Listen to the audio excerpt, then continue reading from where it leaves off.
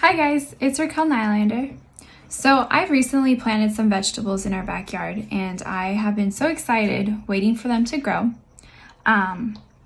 So every single day I would go out and check on them, make sure the soil's not too dry and they have enough water. And I planted them and a week goes by, nothing grows. And then another week goes by and finally I got some sprouts. And then after the sprouts,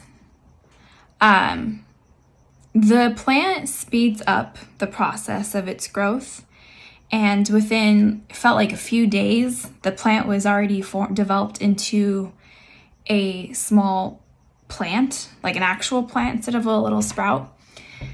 And now that I've seen this growth, I've been so excited and I can't wait to get the vegetables from this plant.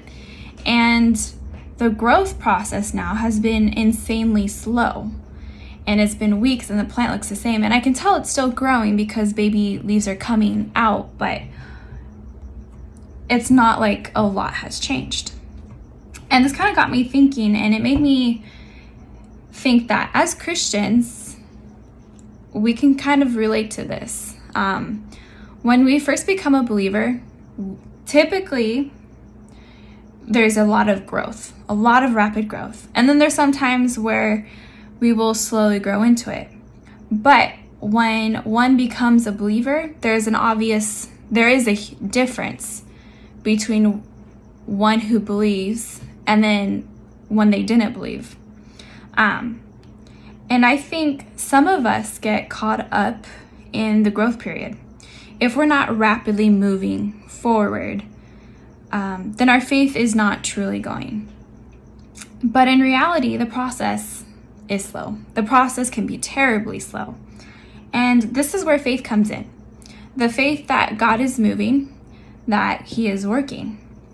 Even for the unbeliever who becomes a believer, we do not see the roots that are forming within.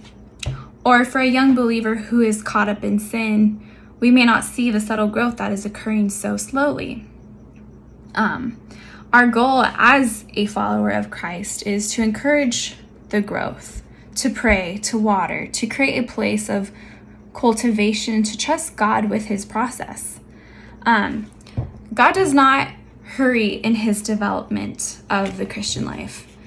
God is working from and for eternity. And we have been mentioning prayer a lot in our youth group.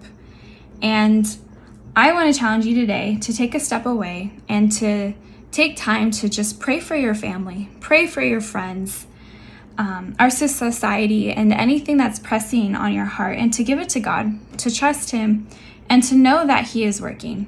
He has His perfect timing. I'm going to finish with this verse, James 1:6, which is, "But when you ask, you must believe and not doubt, because the one who doubts is like a wave of the sea, blown and tossed by the wind." I hope this was encouraging. Thanks for listening, and I will see you guys next week.